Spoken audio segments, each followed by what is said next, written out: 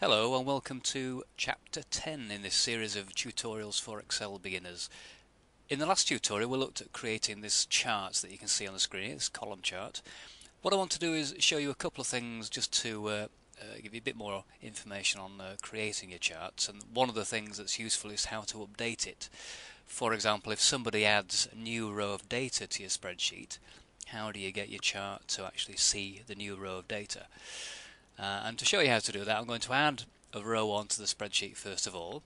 So if we just zoom back in, I'm going to use the zoom tool there to zoom back to 100% on the spreadsheet. And I'm going to add a row first of all.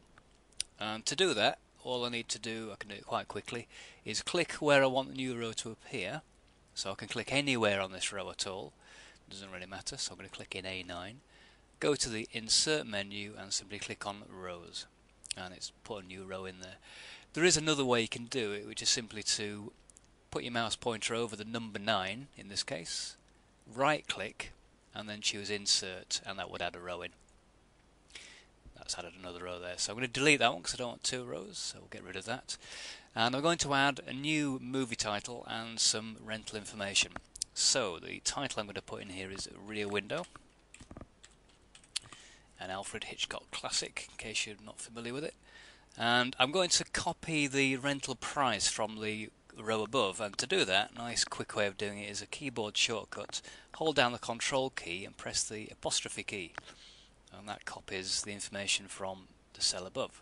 Tab across, and I'm going to put the number 8 in for the number of rentals, tab across again, and I want to copy the formula from the cell above, and this time I'm going to click in the formula itself in row 8, put my mouse pointer over the bottom right there, so I've got the little autofill mouse pointer appearing, and then just drag down one row, and that puts the calculation into row 9 for me. Gives me the result £15.60. Okay, that's that part done. So if we just scroll down here, we'll see the chart, and at the moment, as you see, the chart ends with the Wizard of Oz. It doesn't have a Rear Window on at the moment. And what I'm going to do here is show you what happens when I click on the chart itself. You may well have already seen this anyway.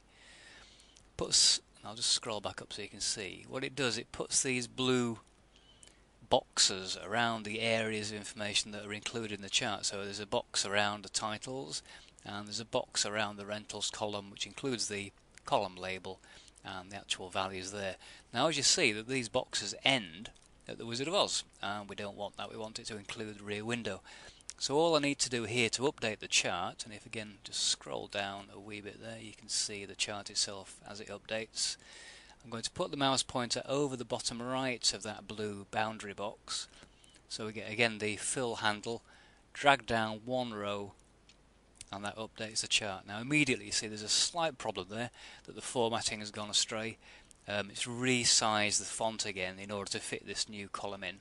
To correct that, all I need to do is click on that row of titles, the title category if you like, the category labels. So just click on that, and then I'm going to change the font size down. Now it's already set at 8. I'm going to actually highlight the font number, because if I actually click the drop down arrow, you'll see there's nothing below 8, but you can enter a number below 8 just manually.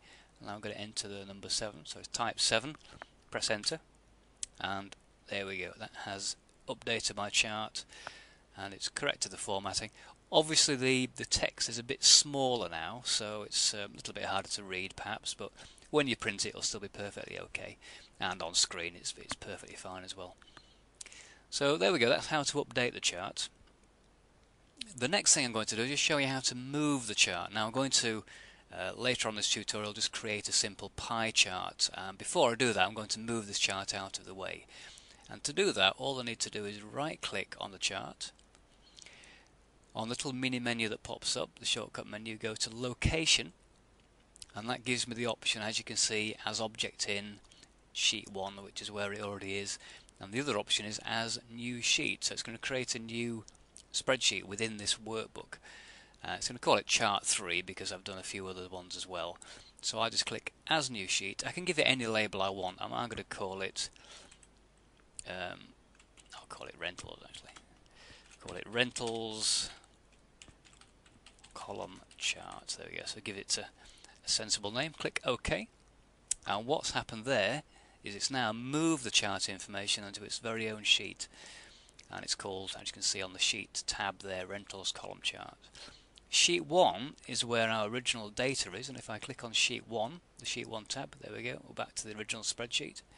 And so what we have now in this workbook, we have Sheet 1, which has got our main data, and we have another tab there, another worksheet, which has got the chart.